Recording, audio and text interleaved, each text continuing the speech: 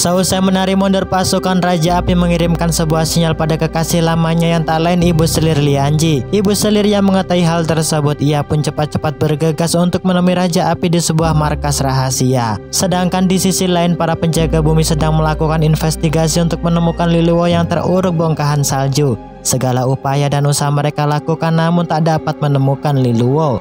Sesampainya di ujung danau, Lianji mengeluarkan sihirnya untuk membuka gerbang menuju tempat rahasia, dan benar saja sesampainya di dalam, Lianji disambut hangat oleh Raja Api. Nah, dari sinilah kita diberitahu bahwa dulunya mereka pernah menjalin asmara satu sama lain. Namun karena Raja Api tak mempunyai istana yang megah, Ibu Selir Lianji memilih menikah dengan Raja Es agar bisa mendongkrak derajatnya menjadi ratu. Karena tak pernah mendapatkan cinta dan perhatian oleh Raja Es, mereka pun mulai melakukan kongsi kembali untuk menghancurkan dan merebut istana Bila Es, di mana Raja Api menyuruh Ibu Selir untuk mencari titik kelemahan pangeran dan putri suku Es agar mudah merebut Bila Es di tangannya. Liluo yang mendengarkan percakapan mereka, ia pun sangat penasaran dan berusaha untuk melihat wajah orang pengkhianat suku Es. Namun aksinya diketahui oleh Raja Api, yang untung saja dengan sigap Liluo dapat bersembunyi di balik tebing yang curam. Raja Api yang tak mau misinya gagal, ia menyuruh Ibu Selir untuk segera kembali ke dalam istana. Sedangkan di dalam istana, Raja Es memberitahu semua pasukannya termasuk jenderal penjaga bumi dan Suanta bahwa inti kekuatan istana Es telah melemah. Hal tersebut diakibatkan makam Bila Es telah rusak. Jika hal tersebut secara terus-menerus diabaikan, maka istana Bila Es akan menghilang dan musnah. Dari sinilah kita diberitahu bahwa makam Bila Es merupakan peninggalan para leluhurnya yang merupakan simbol inti kekuatan yang menjadikan es selama beribu-ribu tahun tak dapat mencair. Raja Es kemudian memberitahu bahwa cara untuk memperbaiki makam Bila Es yakni dengan batu kristal 6 daun.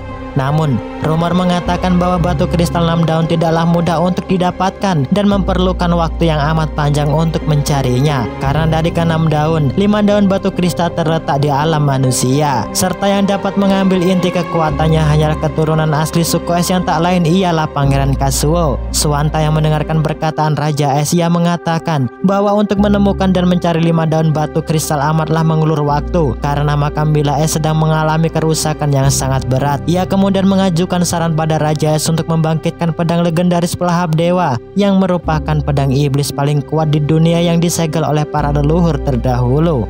Namun hal tersebut tidaklah disetujui oleh sang jenderal karena membangkitkan pedang pelahap dewa haruslah mengorbankan dan menumbalkan banyak nyawa. Karena di situasi yang amat bingung dan kritis, sang raja sama sekali tak memberikan jawaban dan solusi. Di saat inilah pahlawan kecil pun tiba di tengah-tengah perdebatan Suanta dan sang jenderal.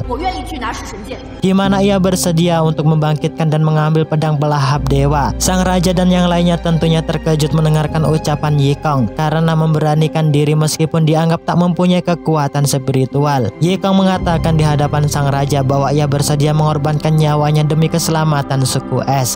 Suanta yang melihat kesungguhan Pangeran Yikong, ia meminta sang raja untuk segera mengutus Yikong menuju gua tak berujung untuk membangkitkan pedang legendaris pelahap dewa. Dengan rasa tak tega dan tak percaya, sang raja akhirnya mengutus Pangeran Yikong untuk membangkitkan pedang tersebut. Tak lama kemudian keesokan harinya sampailah Pangeran Yikong dan pasukan istana di depan gua tak berujung. Sebelum masuk di dalam gua, Pangeran Yikong memerintahkan pasukan untuk segera kembali ke dalam istana. Namun, para pasukan menolak perintah sang pangeran, di mana mereka akan berjuang dan bertaruh nyawa untuk membangkitkan pedang legendaris pelahap dewa secara bersama. Sesampainya di dalam, tentunya halang serta rintangan tak semudah membalikan tangan dan tersenyum. Pangeran Yikong dan pasukan langsung disambut oleh akar hidup. Sedangkan di sisi lain, Liluo yang berhasil selamat, ia sekuat tenaga bergegas untuk segera menuju ke dalam istana. Namun secara tiba-tiba dirinya dihadang oleh para pasukan Raja Api. Dengan kepintaran dan kecerdasannya, Liluo berhasil mengelabui para pasukan Raja Api dan bergegas pergi dengan kuda ponik miliknya. Di dalam istana, Ibu Selir mencoba berkomunikasi dengan Raja Api. Dari sinilah ia memberitahu kelemahan para pangeran dan putri suku es. Tanpa pikir panjang, Raja Api langsung mengomando kedua anaknya untuk meluncurkan serangan. Di mana titik kekuatan para putra dan putri suku es yakni terletak pada perhiasan dan manik-manik yang mereka pakai. Di mana perhiasan tersebut merupakan pemberian dari puyangnya dahulu yang memiliki kekuatan super. Karena sudah mengetahuinya, tentunya Yanda dan Yansi dengan sangat mudah mengalahkan mereka, yang membuat Raja Api seketika tertawa senang karena kekalahan Raja Es sudah di depan mata. Raja Es yang mengetahui hal tersebut tentunya sangat terkejut karena rahasia inti kekuatan para putra dan putrinya berhasil diketahui oleh Raja Api. Tak berselang lama, Raja Api dan pasukannya pun datang di hadapan mereka. Disinilah Raja Api mengancam di hadapan Raja Es untuk mengakui kekalahannya sebelum ia melakukan tindakan yang keras. Para pangeran dan putri Raja Es yang tak ingin istananya diambil alih di tangan Raja Api, mereka pun berjuang sekuat tenaga untuk melawannya. Tentunya hal tersebut hanyalah sia-sia karena kekuatan mereka sangat berbanding jauh dengan Raja Api. Tak sebatas itu, Raja Api yang kejam, ia pun seketika memusnahkan kelima pangeran dan putri Raja Es. Sang ratu yang tak kuat menahan sedih kehilangan kelima anaknya, ia pun jatuh pingsan. Dan di saat inilah duel sengit antar raja pun tak terhindarkan.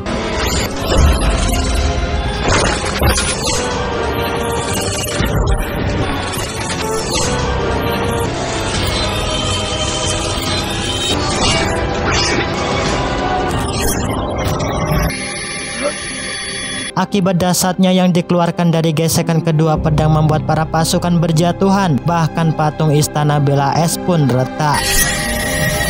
Sedangkan di sisi lain, Pangeran Kazuo yang sedang menyalurkan kekuatan spiritual untuk memperbaiki makam Bela Es tiba-tiba berhenti karena merasa ada yang tak beres di dalam istana. Dan benar saja, setibanya di dalam istana ia pun terkejut karena melihat semua pasukan istana usai diporak-porandakan oleh Raja Api. Sang jenderal memberitahu pada Kazuo atas perintah Raja Es untuk segera meninggalkan istana karena saat ini bukanlah hal yang tepat untuk melawan Raja Api dan pasukannya, serta menyuruhnya untuk segera mencari 6 daun kristal es untuk mengembalikan kekuatan spiritual di makam Bela Es. Pangeran Kazuo yang mendengarkan hal tersebut, ia pun seketika ingat akan adik iparnya. Sang jenderal kembali memberitahu padanya bahwa Ye Kong dan pasukan istana telah melakukan perjalanan untuk membangkitkan pedang legendaris di dalam gua tak bertepi. Kazuo yang mengetahui hal tersebut, ia pun segera bergegas menyusul Ye Kong di dalam gua bersama sang jenderal.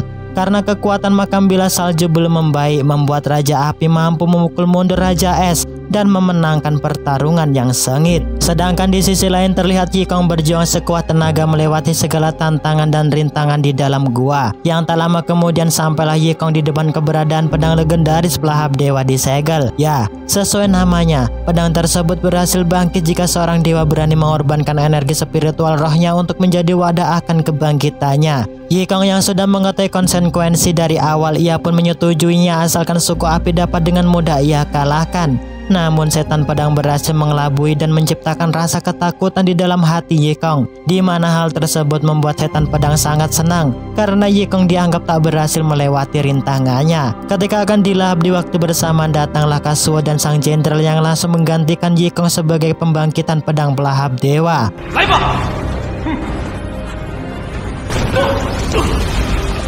Namun upaya Pangeran Kazuo untuk mendapatkan pedang telah gagal karena secara tiba-tiba gua tempat penyegelan pedang akan runtuh. Sang jenderal yang melihat hal tersebut, ia memaksa sang pangeran untuk segera pergi dari dalam gua tak bertepi.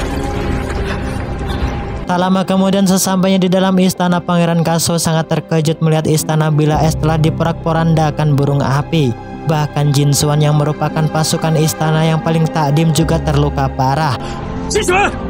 Sebelum mati, Ji Xuan memberitahu pada Kazuo bahwa kelima saudaranya telah dibunuh oleh Raja Api. Untuk itu Ji Xuan menginginkan Pangeran Kazuo untuk tetap hidup agar bisa mengembalikan keadaan istana Bela Es yang sudah hancur. Tak lama kemudian keesokan harinya, terlihat sang jenderal membawa Pangeran Ye Kong dan Kazuo untuk meninggalkan istana Bela Es. Namun hal tersebut berhasil diketahui oleh para pasukan Raja Api. Sang jenderal yang tak ingin melihat sang pangeran tertangkap, ia menyuruhnya untuk segera pergi, sedangkan dirinya akan berusaha keras menghalau semua pasukan Raja Api. Tak berselang lama datanglah Yanda dan Yanxi yang langsung menyerang sang jenderal dan Pangeran Kazuo.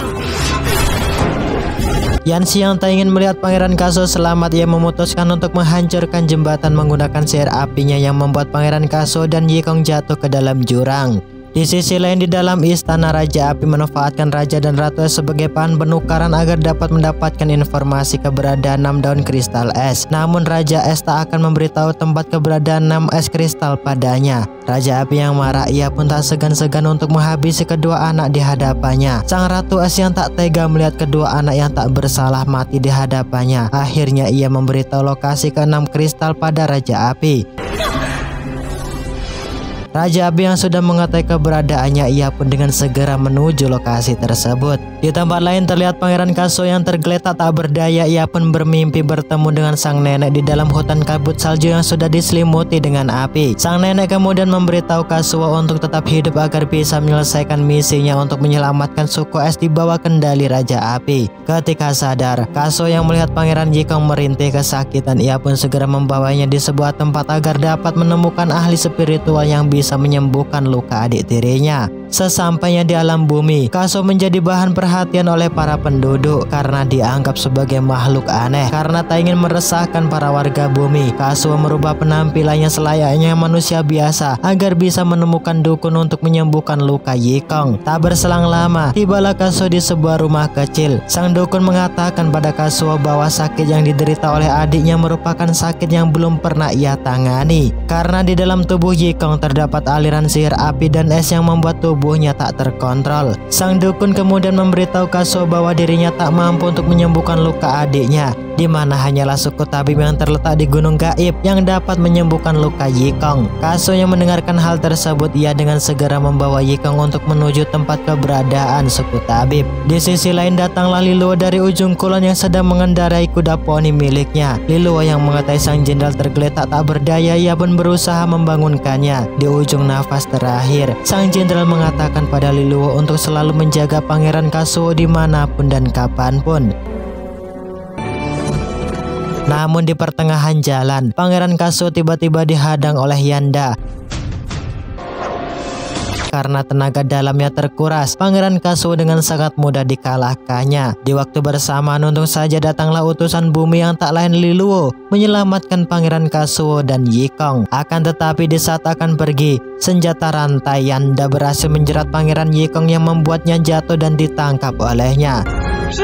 Kazuo yang khawatir akan keselamatan Yikong, ia mencoba untuk menyelamatkannya. Namun hal tersebut dihalangi Liluo karena saat ini bukanlah waktu yang tepat untuk melawan para pasukan Raja Api karena kekuatan sihir Pangeran Kazuo sedang melemah. Di sisi lain terlihat Pangeran Yikong disandra dan dijaga ketat oleh para pasukan Raja Api di dalam markas. Hal tersebut bertujuan untuk memancing agar Pangeran Kazuo dapat dengan mudah mereka tangkap. Pangeran Kazuo yang baru sadar dari pingsannya dengan seketika ingat akan Yikong. Disinilah sang pangeran mencoba mengeluarkan tenaga dalamnya dan terlihat tenaga dalam Pangeran Kazuo berhasil pulih. Di waktu bersamaan datanglah Liluo memberikan bunga pada sang pangeran, di mana bunga tersebut merupakan sumber energi makanan bagi para dewa. Tak lama kemudian keesokan harinya, terlihat Liluo mengajak sang pangeran untuk keliling desa sambil mengatur strategi untuk mengambil alih bila es di tangan Raja Api. Tak berselang dari perbincangan, tiba-tiba mereka dikejutkan dengan sebuah mantra mimpi yang merekam kejadian yang sebelumnya menimpa suku es. Pangeran Kazuo yang sangat marah melihat Yikong disandra dan tak diperlakukan dengan baik. Tanpa pikir panjang, ia pun melacak tempat keberadaan markas Yanda. Di dalam penjara, terlihat Pangeran Yikong tiba-tiba mengeluarkan sihir es dan api yang membuat dirinya hilang kendali dan melesat menghancurkan kandang penjara. Tak lama dari kepergian Pangeran Yikong, tibalah Pangeran Kazuo di dalam markas Yanda yang langsung menghancurkan semua pasukan yang menghalangi langkahnya. Yanda yang mengetahui kedatangan Pangeran Kazuo tanpa pikir panjang, ia pun langsung menantangnya untuk berduel. Tentunya kemampuan Yanda tak sebanding dengannya. Bahkan Pangeran Kazuo berhasil membekukan tangan Yanda dengan kekuatan sihir esnya, di mana Kazuo tak akan melepaskan sihirnya jika ia tak memberikan adik ipar Yikong padanya. Yanda yang merasa terdesak akhirnya menuruti perkataan Kazuo. Namun di luar dugaan, ternyata teknik ilusi tipuannya berhasil mengelabui Pangeran Kazuo dan mengurungnya dengan sihir api. Di waktu bersamaan datanglah Liluo yang langsung menikam Yanda dengan senjata miliknya. karena tak ingin mati sia-sia. Dengan berat hati Yanda melepaskan kembali sihir api pelindung di hadapan Pangeran Kazuo.